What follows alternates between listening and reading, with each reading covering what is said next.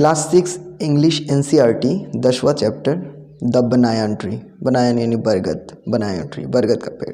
Part 1। दो the house and grounds belonged to my grandparents, हालांकि घर और ज़मीन मेरे दादा दादी का था। Grandparents belong to my grandparents इन दादा दादी का था।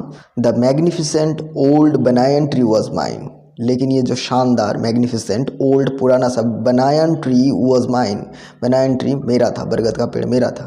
चीपली बिकॉज, मुख्यतौर क्योंकि ग्रैंडफादर दादाजी एट 65 साल में could not longer climb it, वो इसको चढ़ नहीं पाते थे, इसीलिए मुख्य तौर से ये मेरा ही था, क्योंकि दादाजी तो आकर इसको नहीं चढ़ेंगे, इसीलिए मेरा हुआ करता था। इट्स स्प्रेडिंग ब्रांचेस, इसकी जो फैली हुई टहनियाँ हैं, branches, which hung to the ground, जो कि लटकते हुए, बरगद के पेड़ में लटकते हुए जड़ें भी आती हैं, हंग टू द ग्राउंड, ज़मीन पर लटकते थे, एंड टुक रूट अगेंस्ट, और वो ज़मीन पे उस जड़ को डाल देती है, गाड़ देती है बरगद के पेड़, क्योंकि वो बड़े, बहुत ही बड़े होते हैं, तो उसको वो सपोर्ट देने वाले रूट भी आते हैं उस पर, लटकने वाले जड़, तो वो हंग होती थी और ज़मीन पर आ जाती थी। Forming a number of twisting passages, और जो बनाती थी, फॉर्मिंग करती थी नंबर ऑफ ट्विस्टिंग, ऐसे घूम जाते थे, ट्विस्टिंग यानी घुमावदार पैसेजेस बनाती थी, अंश बनाती थी, या रास्ता, पैसेजेस यानी अंश भी कह सकते हैं, या रास्ता, पथ भी कह सकते थे, पथ बनाती थी पेड़ तक पहुंचने का। गेव मी एंडलेस प्लेजर, और जो मुझे कभी ना ख़त्म होने वाली प्लेजर, खुशी देती थी, आनंद देती थी। अमोंग देम, उनमें वेर स्क्वायरल्स, उनमें क्या होते थे, स्क्वायरल्स होते, गिलहरियाँ, एंड स्नेल्स, घोंगा, एंड बटरफ्लाइज, तितलियाँ होती थी। The tree was older than the house, घर से भी पुराना था ये ट्री, ये पेड़। ओल्डर देन ग्रैंडफादर, दादाजी से, मतलब 65 साल से भी पुराना, दादाजी से भी पुराना। As old as Dehradun itself, इतना पुराना कि देहरादून खुद जितना पुराना था, देहरादून शहर जितना पुराना था, उतना पुराना था। I could hide my self, मैं अपने आप को छुपा सकता था, हाइड कर सकता था। इन इट्स ब्रांचेस, इसके जो टहनियाँ हैं, इसमें मैं अपने आप को छुपा सकता था। बिहाइंड थिक ग्रीन लीव्स, किसके पीछे, बिहाइंड यानी पीछे, थिक ग्रीन, घने जो ग्रीन हरे लीव्स, पत्ते हैं, उसके पीछे मैं छुपा सकता था। एंड स्पाई यानी जासूसी करना, स्पाई कर सकता था ऑन द वर्ल्ड बिलो, जो दुनिया नीचे होती थी पेड़ के, उस पर मैं नज़र रख सकता था, क्योंकि मुझे कोई नहीं देख सकता था, क्योंकि मैं पत्ते के पीछे छुपा, हाइड कर लेता था अपने आप को। My first friend was a small grey squirrel, और मेरा पहला जो दोस्त था यहाँ पर, वो था ग्रे कलर का एक स्क्वायरल यानी गिलहरी।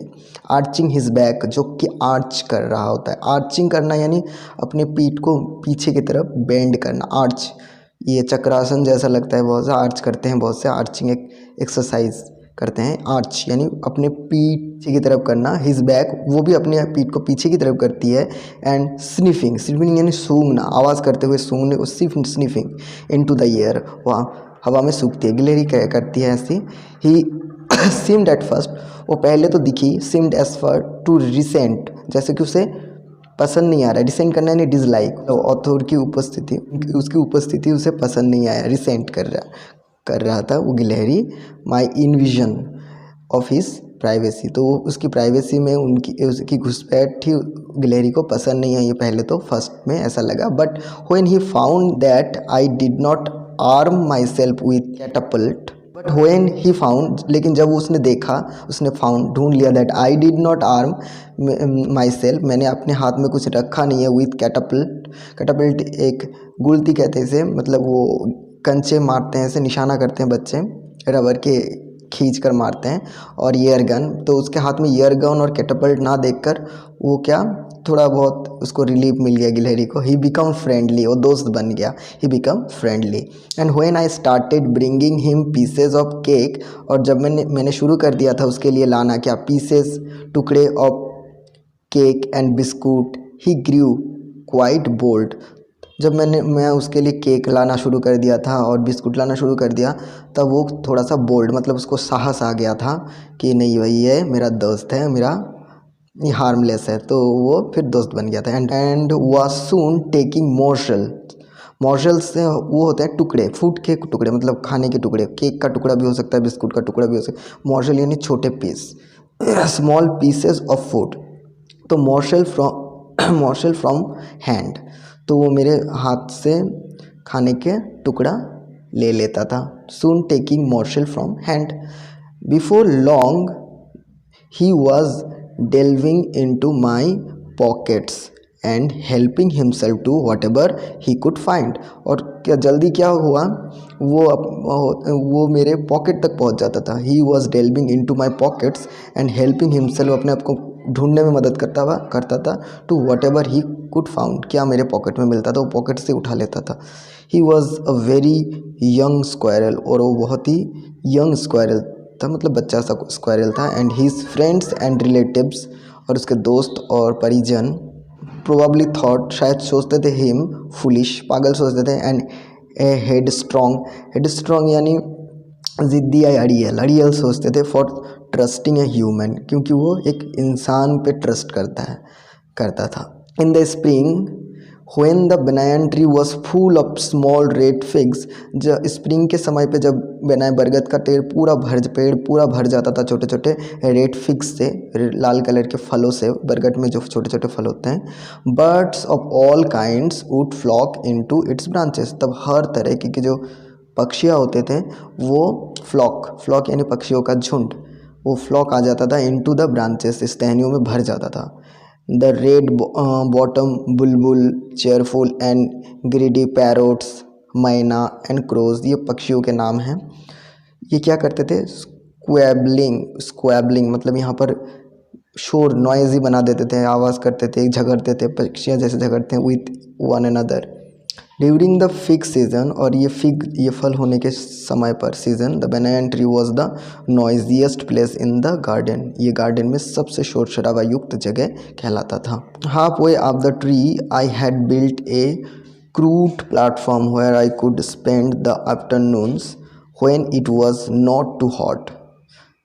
तो इसके हाफ वे में, मतलब थोड़ा सा ऊपर उठ के ट्री के, आई हैड बिल्ट, मैंने बनाया था ये क्रूड प्लेटफॉर्म, एक कच्चा सा प्लेटफॉर्म, मतलब ठहरने का जगह प्लेटफॉर्म बनाया था.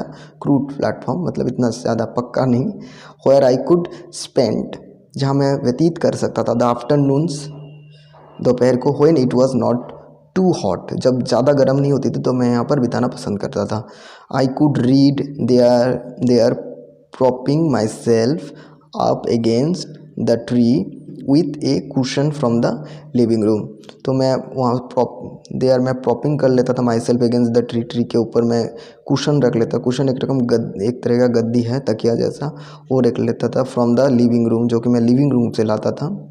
और वहाँ पर मैं आई कुड रीड, पढ़ सकता था.